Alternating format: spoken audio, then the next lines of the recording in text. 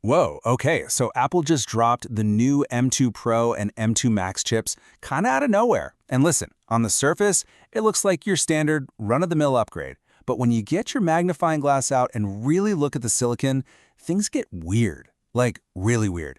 And we've got to get to the bottom of it. So, you ready? Let's dive in. It's time to put on our tech detective hats, because I'm telling you, there's a mystery buried deep in the architecture of these new chips. It's got the experts totally stumped. So let's see if we can figure out what's really going on here. All right, first things first. We'll start our investigation with the most straightforward part of this whole thing, the CPU. I mean, this is where Apple's strategy is pretty clear, right? They're just adding more of a good thing. Okay, so the big story here is all about efficiency. If you remember the M1 generation, it had 8 of those beefy high-performance cores, the P cores, for all the heavy lifting. But it only had 2 little efficiency cores, the E cores, for background stuff. Now with the M2, Apple's kept the 8 P cores, but they've doubled the E cores up to 4. The goal? Better battery life, smoother multitasking. Makes sense. And just like that, the total core count jumps up to 12. That's a nice little bump from the 10 cores we had before. It's a really simple but super effective way to boost that multi-core power. And here's why that number is so perfect. Apple's out here claiming up to 20% more CPU performance. Well, what do you know? Going from 10 to 12 cores is exactly a 20% increase. So that tells you right there that this performance boost is all about those big multi-threaded tasks that can fire up all those cores at once. Okay, CPU. Check. Pretty straightforward. Now let's talk about the GPU, because this is where our investigation takes a really strange turn. All that clean, simple logic we just saw with the CPU, yeah, throw it right out the window. So, going into this, everyone had a pretty good idea of what to expect. You know, based on all the leaks, the analyst predictions, and just plain old common sense. We all figured the M2 Pro would have 20 GPU cores. It's a nice round number, a logical step up from the M1 Pro's 16. Seemed like a sure thing. Yeah, that's not what happened. The final M2 Pro chip has 19 GPU cores. 19! And let's be super clear here. This isn't a situation where they made 20 and one was a dud, so they shut it off. No, there are only 19 cores physically built into this thing. And that right there, that's the central mystery. Why on earth would they choose 19? When the experts look at the die shots, those super detailed photos of the chip's layout, they can literally see the spot where that 20th core should be. But it's not empty.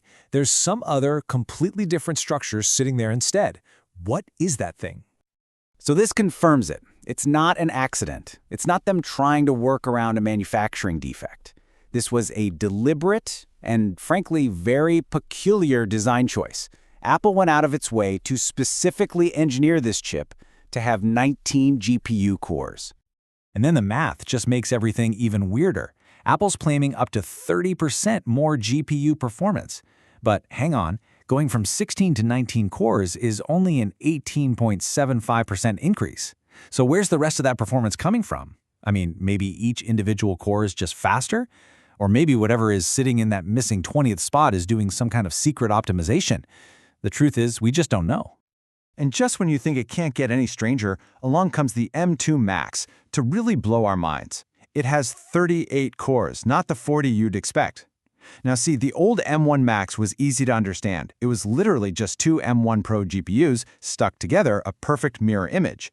But this M2 Max, it's a completely new, asymmetrical design. The 2 missing core spots are in totally different places. That means Apple spent extra time and money to create this more complex, weird layout. Why would they do that? That is the million-dollar question. All right, let's take a breath. Let's step back from this whole GPU puzzle for a second and see if we can find any other clues. Let's look at the rest of the chip. These are the more predictable updates, but they're still important. So, what else do we have? Well, the neural engine gets a really nice boost, which is great for AI stuff. Memory on the Pro model, that stays the same. Oh, but here's a good one. The display engine now supports HDMI 2.1, finally. And that huge system-level cache, that super fast memory the whole chip shares, it doesn't look like it's changed in size. So yeah, these are all solid, good upgrades, but nothing nearly as mind-bending as that GPU. Okay, so we've looked at all the evidence. What's the final verdict here? When you put it all together, what does it all mean for these new M2 chips? Really, the main takeaway is this. The M2 Pro and Max are a solid evolution. They're not a revolution. They absolutely bring more performance and some really welcome new features, but at the end of the day, they're building on the foundation the M1 series already laid. It feels like the next true leap forward that's probably going to have to wait for the M3. But hey, let's not downplay the engineering feat here for a second.